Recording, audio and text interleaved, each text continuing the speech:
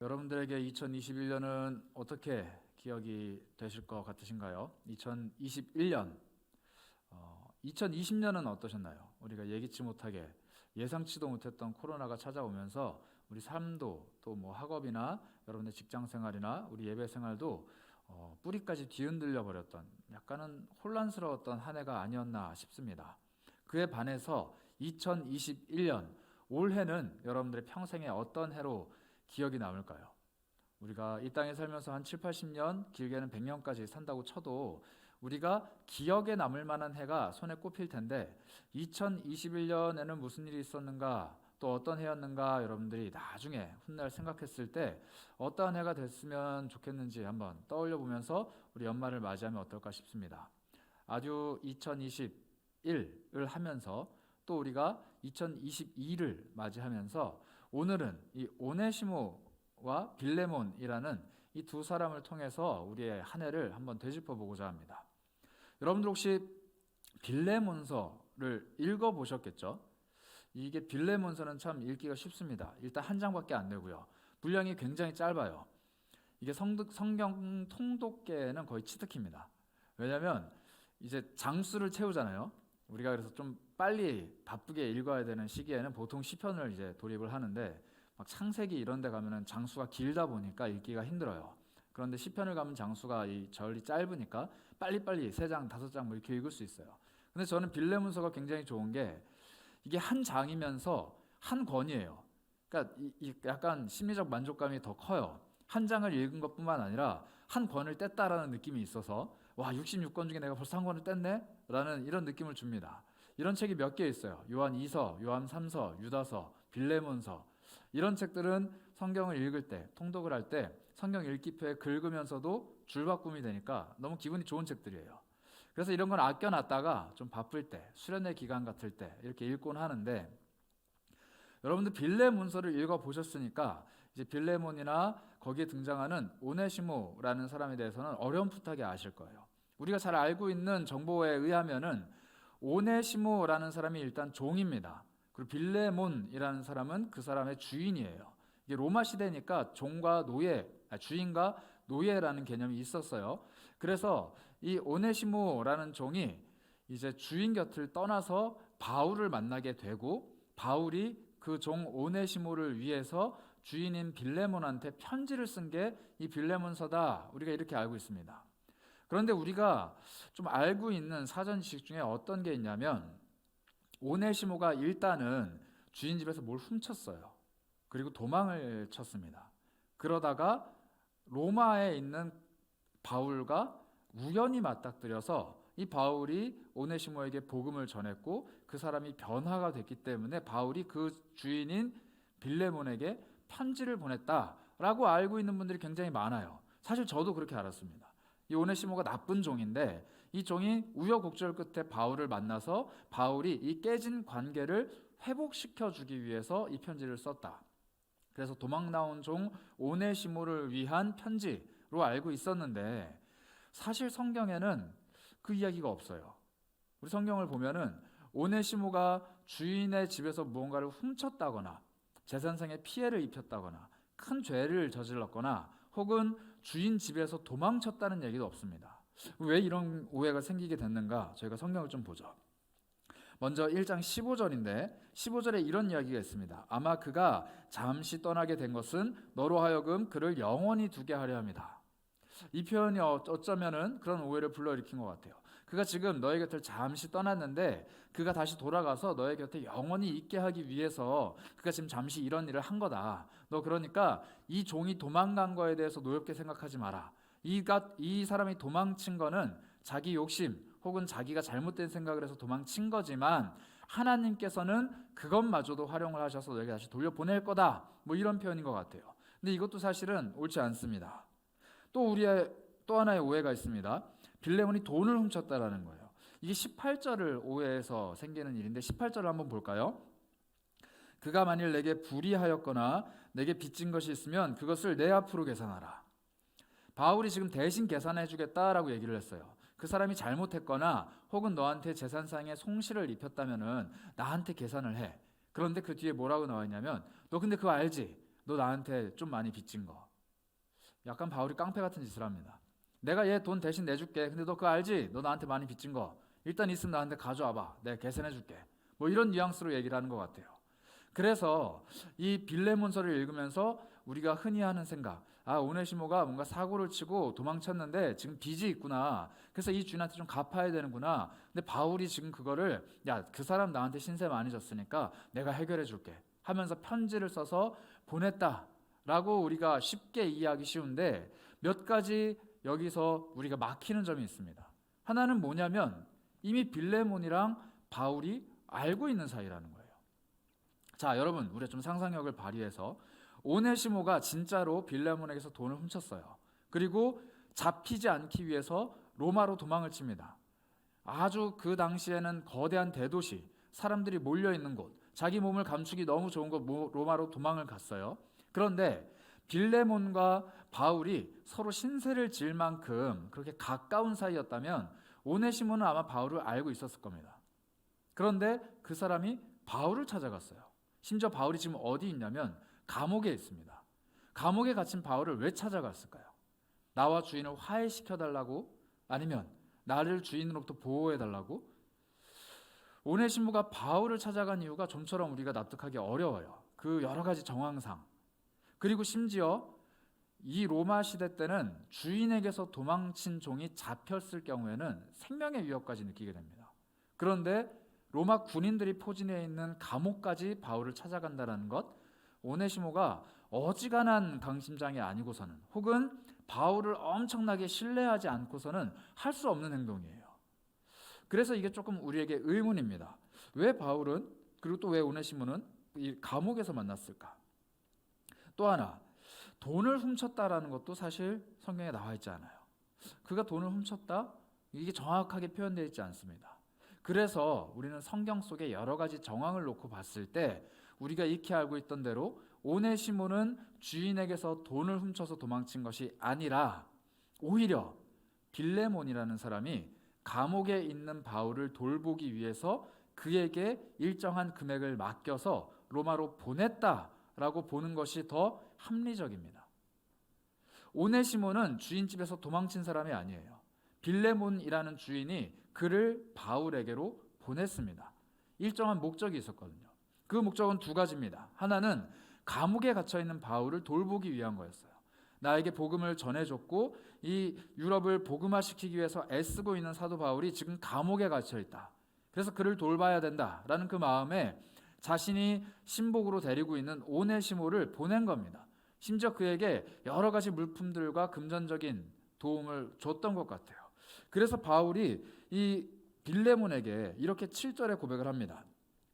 성도들의 마음이 너로 말미암아 평안을 얻었는데 나도 너의 사랑 때문에 많은 기쁨과 위로를 얻었다. 이 빌레몬은 자기 집을 중심으로 모이고 있는 교회 공동체를 열심히 섬기는 부자였습니다. 자신이 가지고 있는 재력과 자신의 어떤 권위로 사람들을 많이 서빙을 하고 그 사람들을 돕는 사람이었어요. 그 성도들이 많은 기쁨을 얻었는데 그러던 중에 오네시모를 통해 나에게 이러한 도움을 주니 나 또한 기쁨과 위로를 받았다. 이 오네시모가 나에게 도착한 것이 나에게 엄청난 기쁨이다 라고 고백을 하는 것이에요. 그리고 또 하나, 이 갇혀 있는 종 바울이 이곳에서 또 한 가지 일을 합니다. 감옥에서 한 일이 뭐냐면 바로 오네시모에게 복음을 전한 거예요. 오네시모는 주인 집에 있을 때 복음을 받아들이지 않았습니다. 아마 지금 우리가 생각하는 노예라면은 주인이 기독교면 너도 기독교지라고 강요할 수 있다 이렇게 생각할 수도 있겠지만 로마 시대는 조금 달랐어요. 종교에 대한 자유가 일단 모든 사람들에게 주어졌는데 특히 노예에게도.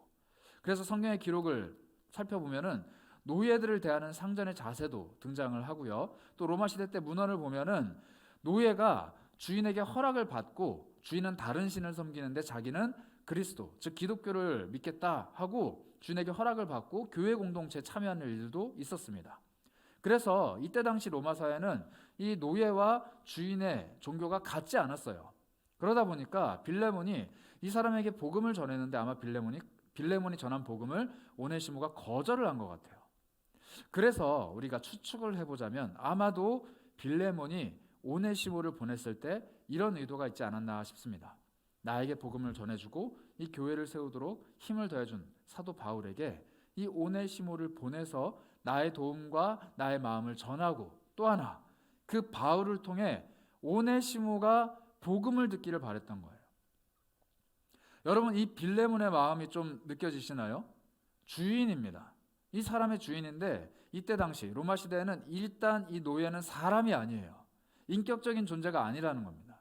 종교의 자유를 주고 그에게 밥을 주고 잠잘 곳을 준다고 할지라도 어쨌든 내가 나의 재산을 할당을 해서 구매한 물건이에요. 그래서 이 사람이 사람이지만 나의 종인 이상 내가 모든 것들을 명령하고 이 사람의 모든 것들을 내 마음대로 할 수 있는 존재입니다. 그런데 지금 주인 빌레몬은 그 오네시모를 물건이 아니라, 내가 부릴 수 있는 존재가 아니라 영혼으로 바라보고 있는 거예요. 그래서 이 영혼을 바울에게로 보냅니다. 내가 신뢰하고 내가 사랑하는 종 오네시모를 바울에게 보내면서 복음을 좀 달라. 이 영혼이 지금 노예이지만, 이 영혼이 지금 다른 신을 믿고 있는 존재이지만, 이교도이지만 사도 바울께서 제발 복음을 달라라는 마음으로 보낸 거예요.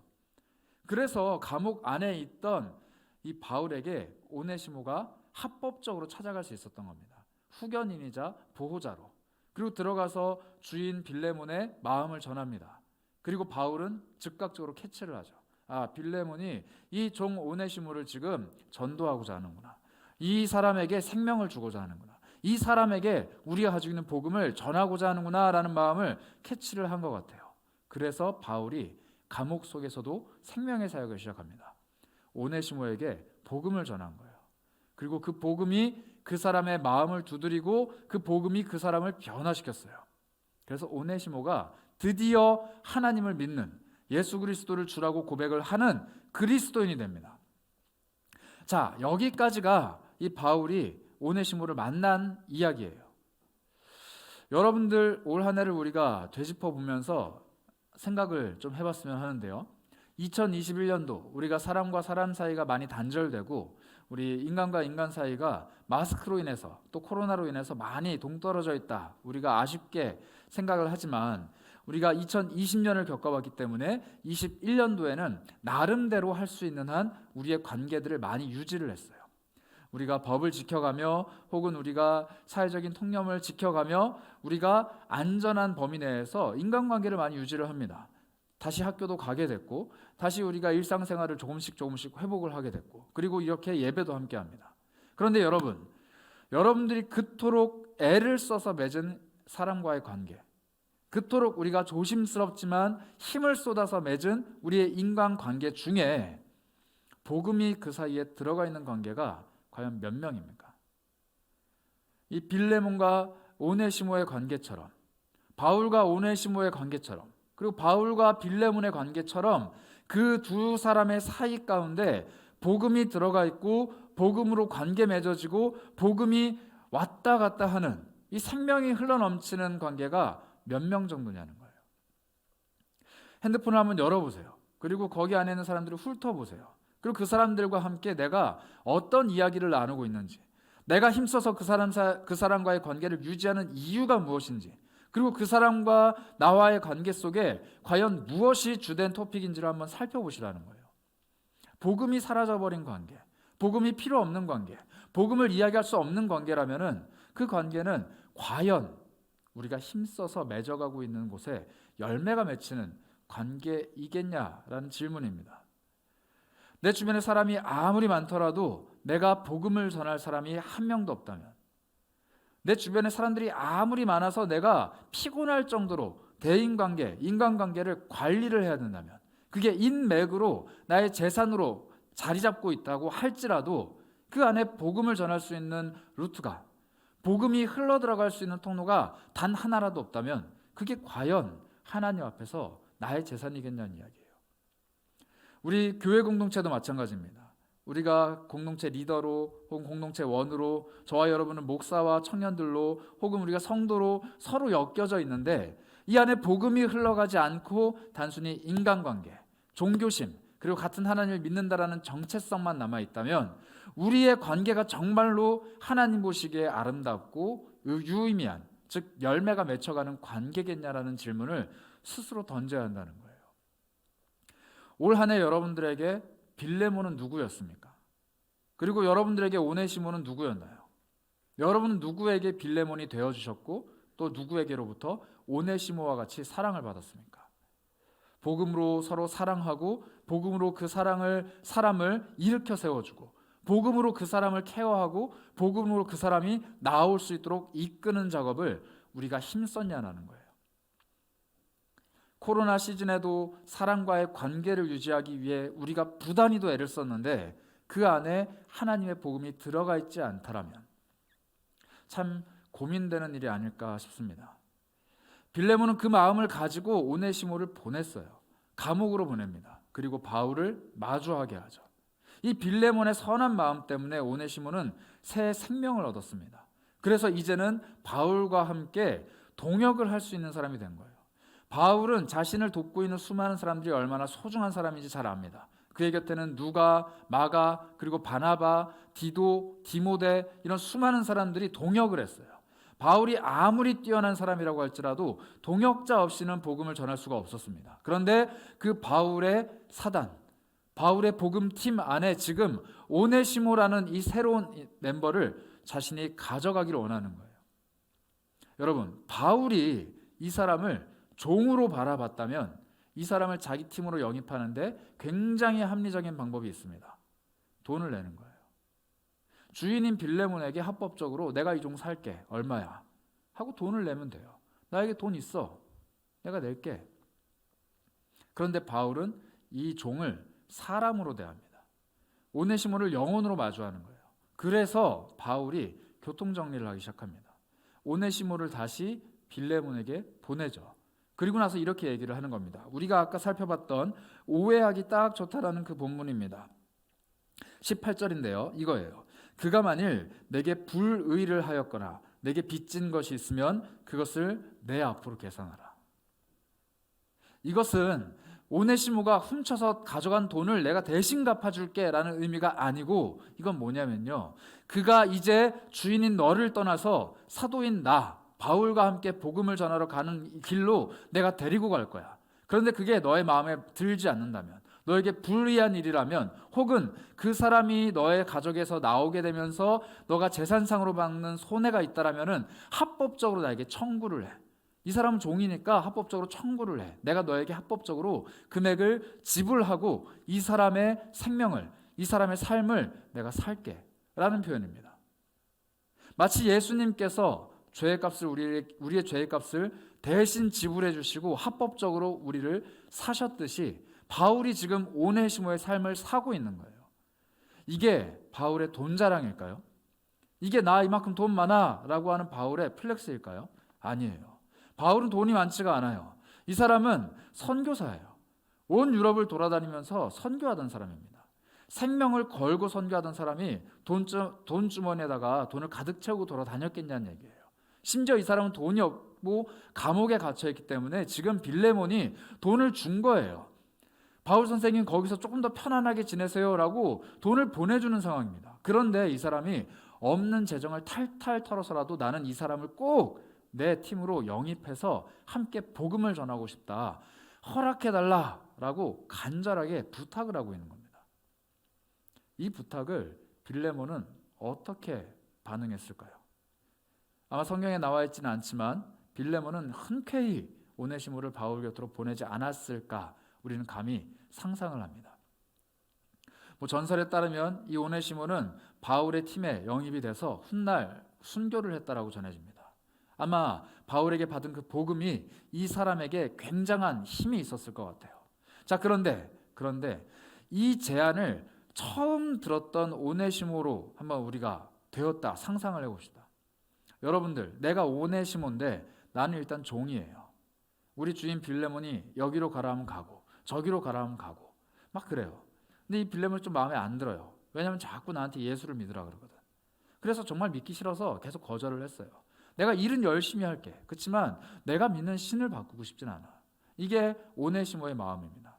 그런데 어느 날 주인이 바울에게로 나를 보낸다고 해요. 바울이 누굽니까? 예수쟁이에요. 우리 주인에게 복음 전해준 사람이에요. 큰일 났어요.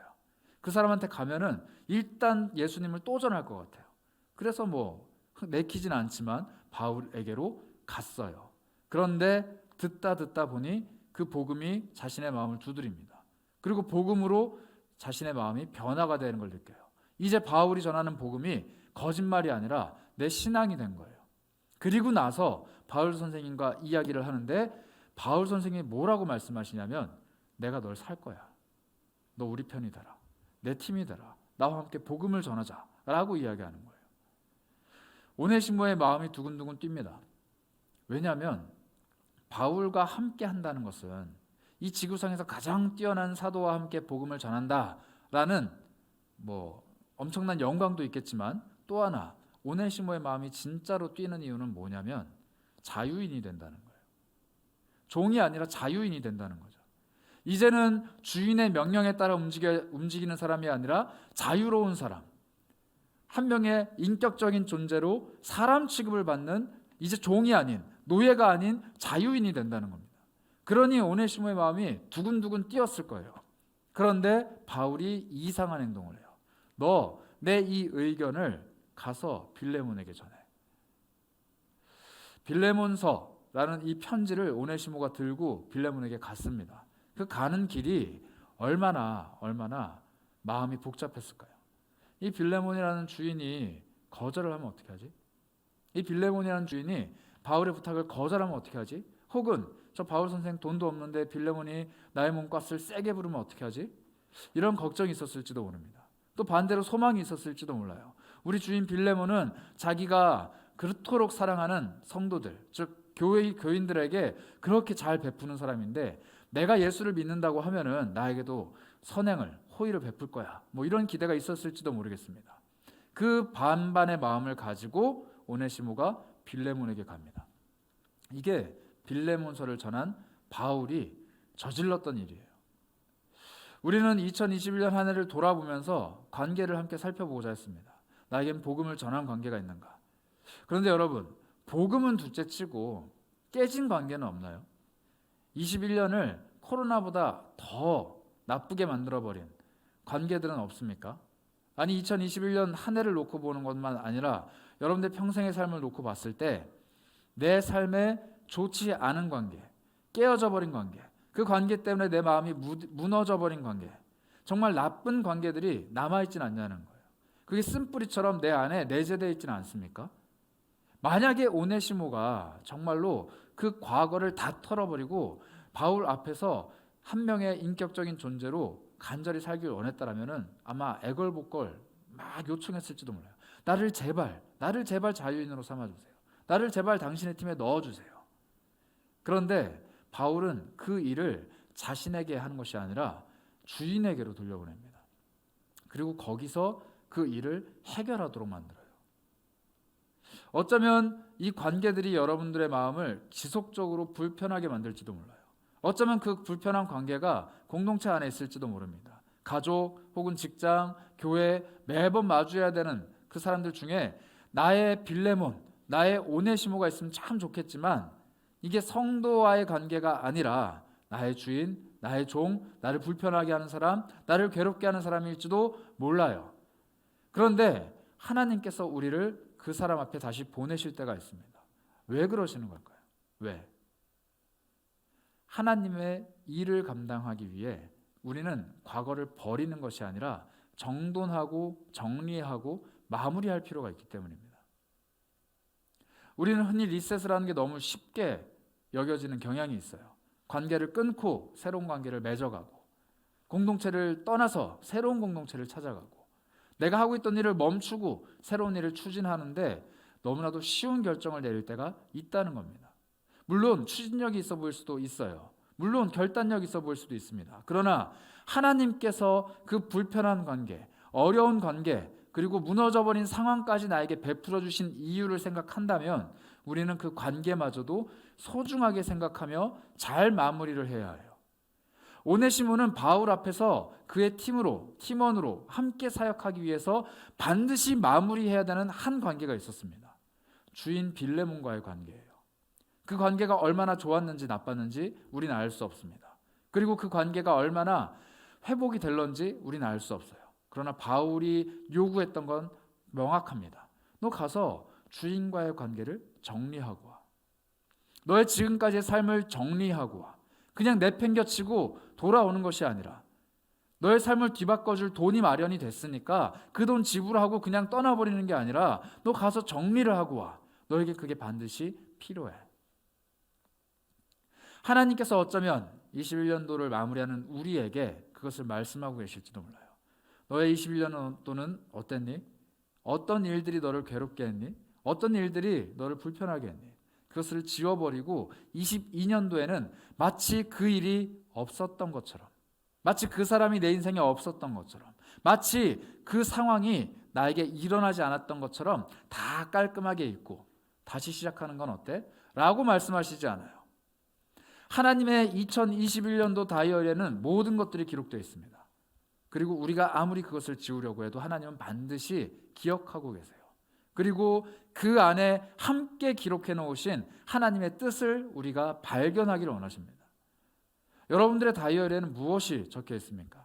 내 뜻, 내 상황, 내 기억, 내 마음만 적어져 있나요? 아니면 하나님의 마음이 같이 묻어져 있나요? 내가 기록해 놓은 나의 일들 곁에 하나님의 코멘트가 달려 있냐는 거예요. 그것을 발견하는 사람은 아무리 깨어진 관계, 아무리 무너져버린 상황, 아무리 복잡한 일들도 하나님의 코멘트가 달려있는 사람은 그것을 잊어버리거나 지우려고 시도하지 않습니다. 그것은 하나님과 내가 함께 겪어왔던 일들이에요. 그것은 하나님께서 나에게 베풀어 주신 일이라는 겁니다. 그러니 21년도를 마무리하는 이 시점에 우리가 구해야 할 것은 망각이 아니라 하나님의 코멘트, 하나님의 평가, 그리고 하나님의 뜻이라는 거예요. 하나님, 나에게 이러한 사람, 이러한 일들을 베풀어 주신 이유를 발견하는 한 해가 되게 해주세요. 이 한 해를 마무리하며 내가 올 한 해를 돌아볼 때 나에게 왜 이런 일들을, 왜 이런 사람들을 보내주셨는지 내가 하나님의 뜻을 구하는 사람이 되게 해주세요. 그리고 22년도를 계획하며 내가 걸어갈 길, 만나게 될 사람들, 내가 처하는 상황들 하나님과 함께 바라볼 수 있는 하나님의 뜻을 구합니다. 우리 그것이 필요한 것 아닐까요? 그래서 우리는 연말, 연초에 예배에 힘씁니다.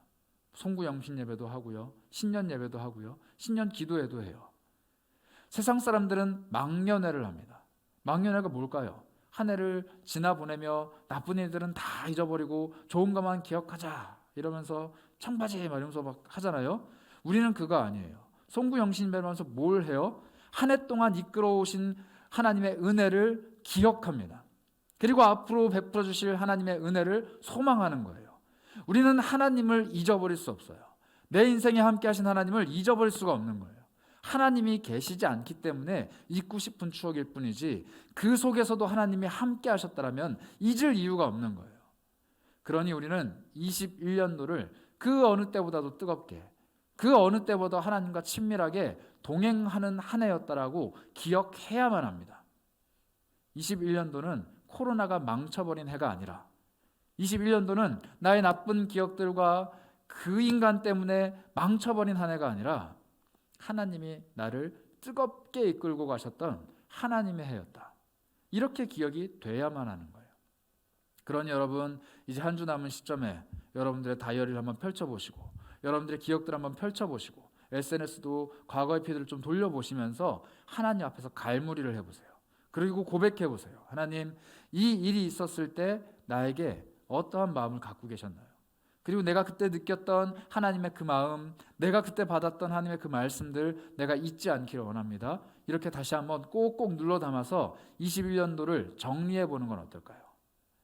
바울은 아마 그 작업을 하기 위해 오네시모를 빌레몬에게 보냈던 것 같습니다. 참 지혜로운 사람이죠. 그런데 바울이 어떻게 이렇게 믿음의 결단을 할 수 있었을까요? 그냥 딱 사서 딱 데리고 다니면 되는데 왜 굳이 그 빌레몬의 마음까지도 헤아렸을까요? 우리는 바울의 과거를 한번 살펴볼 필요가 있는데요. 사도행전 15장 36절부터 41절에는 이러한 말씀이 등장을 합니다. 우리 함께 읽어볼까요?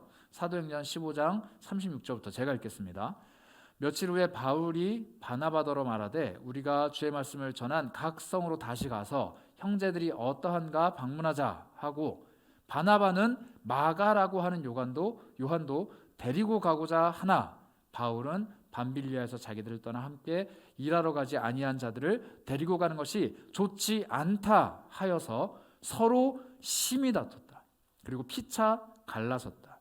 바나바는 마가를 데리고 배를 타고 구브로로 가고 바울은 신라를 택한 후에 형제들에게 주의 은혜를 부탁함을 받고 떠나 수리아와 길리기아로 다니며 교회들을 견고하게 하니라. 이게 바울의 선교 여행 때 있었던 일이에요. 마가 요한, 우리가 아는 마가복음을 기록한 마가를 데리고 선교 여행을 갈지 말지 이 문제를 놓고 심히 다툰 끝에 영혼의 동반자이자 복음의 단짝이었던 바나바랑 갈라섭니다. 그리고 바나바는 마가를 데리고 가죠. 그리고 바울은 신라를 데리고 다른 길로 갑니다. 각자 사역하는, 이제는 완전히 결별을 해버리는 일이 일어났어요. 바울은 아마 이때 큰 상처를 받았을 겁니다. 바울이 만약 이때 일을 그냥 잊어버리고 바나바 그 인간 내 인생에 더 이상 필요 없는 인간이다. 그 인간 더 이상 나랑 안 본다. 상종 안 한다. 라고 잊어버렸다면 아마 바울은 오네시모를 택할 때 빌레몬에게 굉장히 무례하게 행동했을지도 모릅니다. 강압적으로. 바울이 스스로 기록을 했거든요. 내가 너에게 권위 있게 명령할 수도 있지만 내가 부탁한다. 너 나한테 신세 많이 졌지만 내가 너에게 돈까지 지불하겠다. 이렇게 친절하게 이야기를 해요. 왜냐하면 바울은 바나바와 갈라섰던 그 일까지도 하나님 안에서 복귀하고 다시 그것을 가다듬고 정돈하며 그 안에 있는 하나님의 뜻을 구했어요. 그리고 그것을 잘 정리해서 삶의 교훈으로 남겨놨기 때문입니다. 그리고 훗날 바울과 바나바를 갈라서게 했던 그 마가라는 사람이 바울의 팀에 합류를 해요. 바울이 그를 받아줍니다. 그리고 그와 함께 수많은 선교 현장을 다녀요. 그 일을 했던 바울이었기에 지금 오네시모를 말년에 자기의 팀에 끌어당길 때 이런 지혜로운 행동을 할 수 있었던 겁니다. 우리는 이제 복음 안에서, 하나님 안에서 우리 삶을 잘 정돈하고 했던 실수들, 잘못된 일들을 통하여서 지혜를 얻는 법들을 배워가야 하는 사람들이에요. 우리에게 21년이 지나갔다면 그 한 해로 인해서 우리는 또 다른 배움을 누려야 하고 그리고 앞으로 다가올 22년도를 잘 준비해야 하는 겁니다. 세상은 그렇게 얘기합니다. 시간이 모든 게 다 해결을 해준다. 시간이 지나가면 다 잊혀진다. 사람은 망각의 동물이다. 근데 여러분들 꼭 기억하세요. 사람은 망각하지만 하나님은 망각하지 않으십니다. 우리 인생의 어느 한순간 다시 그 기억을 끄집어내시고 내 마음을 콕콕콕콕 찌르실 거예요. 너 이때 그거 배웠어야 돼. 너 지금 또 실수하잖아. 너 그거 빨리 생각해봐. 그때 내가 너한테 뭐라고 말했지? 뭘 가르쳐줬지? 너 뭘 느꼈지? 지금 그렇게 또 행동할 거야? 너 또 어리석게 살 거야? 하나님은 끊임없이 내 마음을 찌르실 거예요. 그런데 그때 어리석게도 또 똑같은 행동을 반복하는 사람이 있는 반면에 하나님의 음성을 귀담아 듣고 자신의 삶을 변화시키는 사람이 있습니다. 우리는 후자가 되어야 해요. 그러니 내 삶에 있는 하나님의 은혜를 다시 한번 자꾸 살펴봐야 합니다. 흘러갔으니까 그만이 아니에요. 이제는 쫑났으니까 그만이 아닙니다. 저 사람 다시는 안 볼 거니까 그만이 아니에요. 그 사람은 다시 안 볼진 모르겠지만 그 상황 가운데 갖고 계신 하나님의 뜻은 계속 살펴봐야 한다는 거예요. 그렇다고 해서 여러분들 헤어진 전 연인한테 연락하라는 얘기는 아닙니다. 그냥 생각하고 이해해 보세요. 하나님이 나에게 뭘 가르쳐 주셨는지, 하나님이 그 일을 통해서 나에게 무엇을 말씀하고 계셨는지 한번 되짚어 보라는 말씀이에요. 여러분들이 그렇게 하나님 앞에서 지혜로운 사람들이 되시길 바랍니다. 우리 함께 찬양하길 바라는데요. 그 찬양의 고백은 이래요. 우리가 가사 한번 띄워주시죠. 고단한 인생길, 힘겨운 오늘, 그 내 마음을 예수님이 아십니다. 그리고 지나간 아픔을 또 마주할 이 세상의 일들도 예수님이 다 알고 계시는데 예수님은 특히 내 마음을 아십니다. 다시 끄집어내면, 다시 떠올리면 괴로운 내 마음을 아세요. 근데 예수님은 그 괴로운 마음을 자꾸 느끼게 해서 충격요법으로 내 인생이 계도되기를 원하시는 게 아니라 그 괴로운 마음들도 치유하고 회복해 하시기를 원합니다. 그리고 그 있었던 일들을 망각하고 잊어버리는 게 아니라 그마저도 내 영혼의 유익이고 내 삶의 유익이다 고백할 수 있는 더 담대하고 회복된 큰 믿음을 원하세요. 그래서 마주하게 하십니다. 그래서 떠올리게 하시는 거예요. 그리고 정리하게 만드십니다. 우리 예수 그리스도의 그 마음을 내 마음 삼아, 또 내 마음을 아시는 예수 그리스도를 나의 주인으로 삼아 함께 찬양으로 고백하도록 하겠습니다.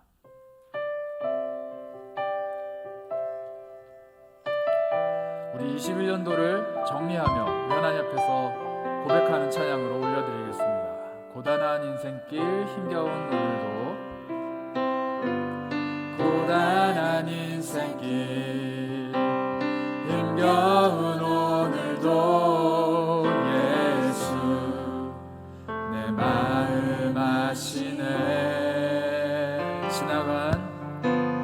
지나간 아픔도 마주할 세상도 예수 내 마음. 다시 한번 고백합니다. 고단한 인생길, 고단한 인생길 힘겨운 오늘도 예수 내 마음 아시네.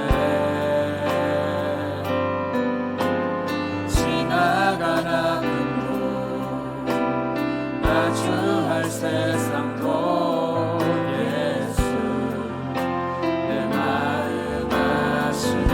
믿음의 눈 들어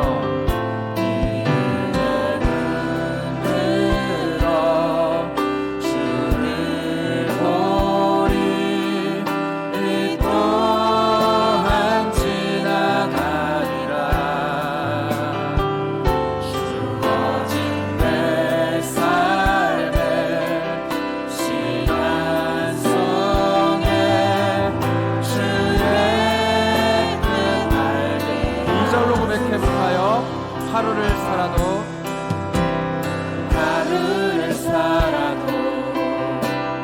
기쁨으로 가니 예수 늘 함께 하시네.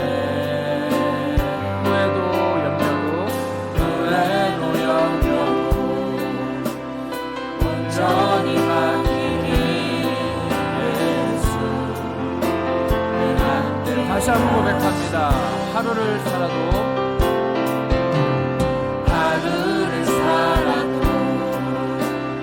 기쁨으로 가니 예수 함께 하시네. 후회도 염려도 온전히 맡기니 예수 늘 함께 하시네. 믿음으로 고백합니다. 믿음의 눈을 들어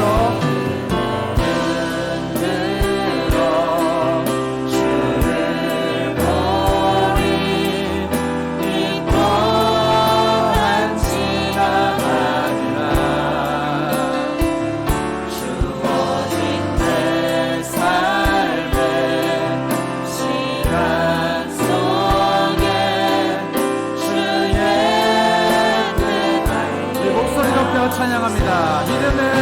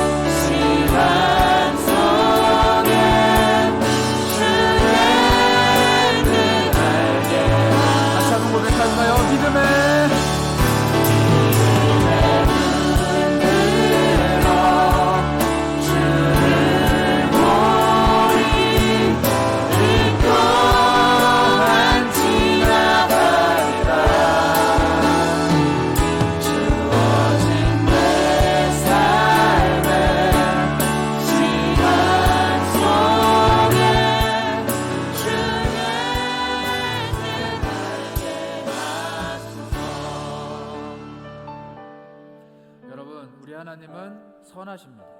우리 하나님은 한치의 오차도 없으신 분이세요. 우리 하나님은 자녀들에게 나쁜 것을 주시는 분이 아닙니다. 그러니 우리 삶에 다가오는 여러 가지 아픔과 슬픔, 잘못된 만남들, 어그러진 상황들까지도 하나님은 우리에게 선한 뜻을 가지시고 베풀어 주신 분이세요. 그런 하나님을 신뢰하고 믿는다라면 나에게 어떠한 상황이 다가올지라도 반드시 하나님을 바라보며 그 뜻을 구해야만 합니다.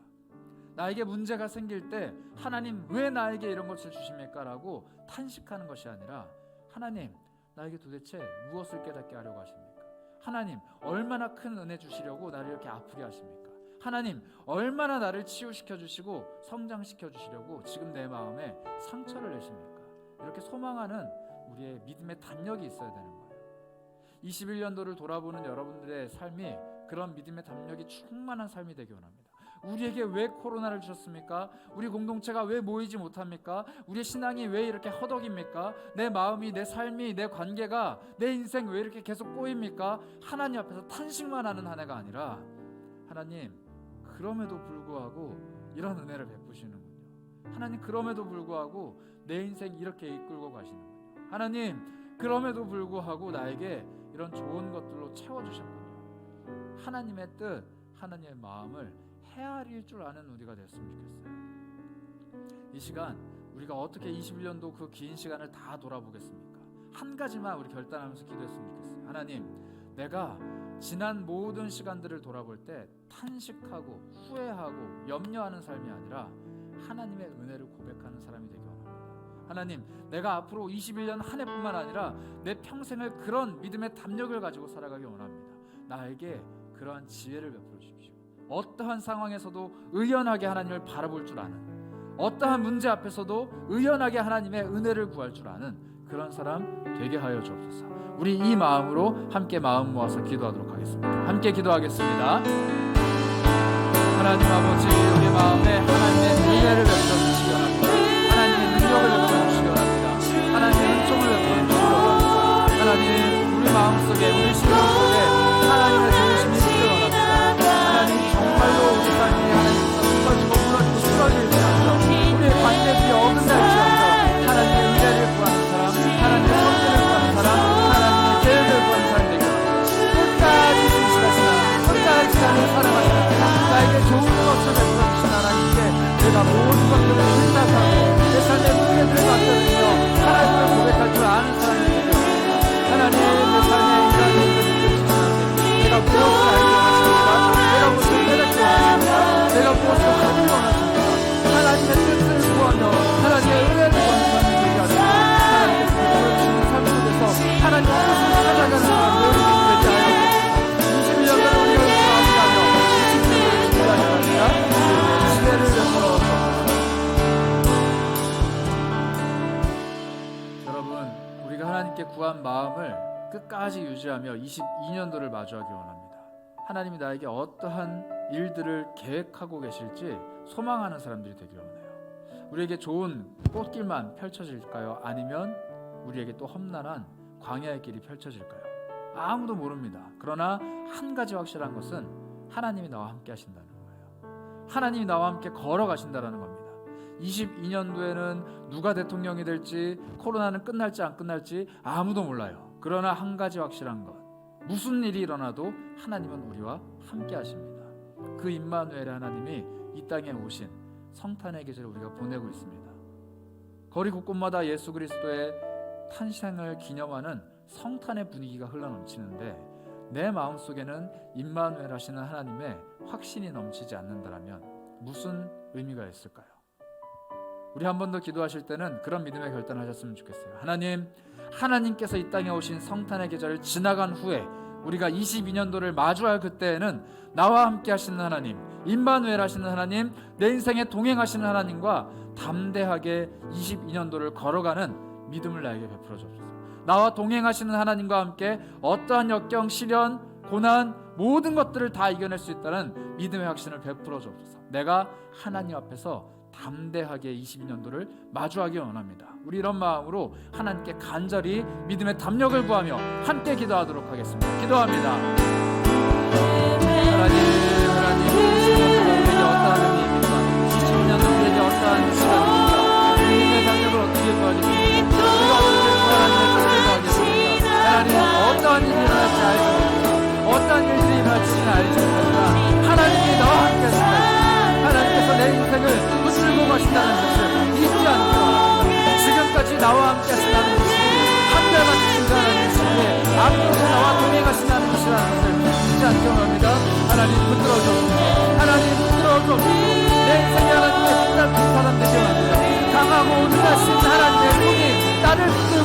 가시기 원합니다.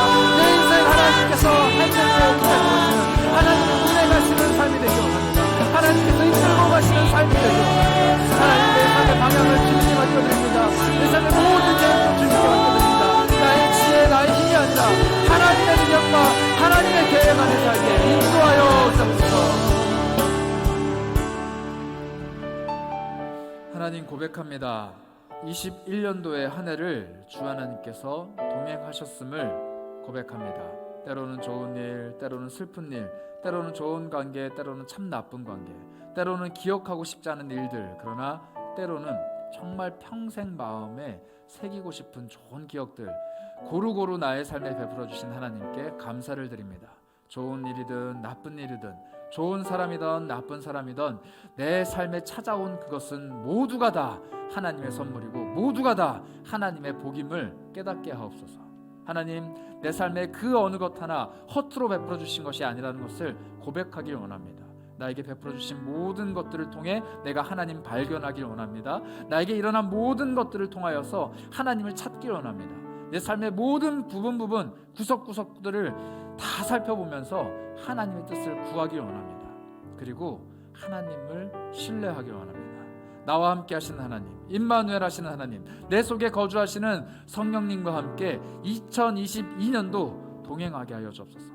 어떤 일이 펼쳐질지, 내가 어디로 가야 할지, 내가 무엇을 해야 할지, 어떤 사람들과 동행할지 아무것도 모르지만 한 가지 확실한 것, 하나님만 붙들고 가길 원합니다. 하나님, 나의 손을 꽉 붙잡아 주시고 내 인생 이끌고 가주시고 나에게 어떠한 일이 펼쳐지든지 늘 내가 너와 함께 있노라 말씀해 주시는 그 하나님의 음성이 내 귓가에 들려오길 원합니다. 하나님, 믿음의 담력을 베풀어 주셔서 내가 하나님과 동행하는 것이 기쁨이요 복인 것을 깨닫게 하여 주옵소서. 한 해를 마무리하고 새로운 해를 준비하는 이 시점에 우리가 하나님 앞에서 그렇게 삶을 돌아보기 원합니다. 이제는 우리가 다른 이들에게 빌레몬이 되어 복음을 전하게 하시고 다른 이들에게 바울이 되어 그 삶의 문제를 해결할 수 있는 넉넉한 신앙, 넉넉한 삶을 베풀어 주시면 참 감사하겠습니다. 그러나 때로는 겸손하게 오네시모가 되어 복음을 듣기를 갈망하고 삶을 변화시키길 갈망하는 자세도 우리에게 베풀어 주시기 원합니다. 어느 형편, 어느 자리에 있든지 하나님의 뜻 안에 거하는 사람들이 되기를 간절히 원합니다. 우리와 동행하여 주옵소서. 함께 하실 주님을 찬양합니다. 우리 주 예수 그리스도 이름으로 기도합니다. 아멘. 지금은 모든 삶의 여건들을 복음 안에서 하나님을 누리며 살아가길 원하는 우리 고개 숙인 모든 영혼들 머리 위에 우리 주 예수 그리스도의 크신 은혜와 하나님의 사랑과 성령의 교통하심이 지금부터 영원까지 함께 있을지어다.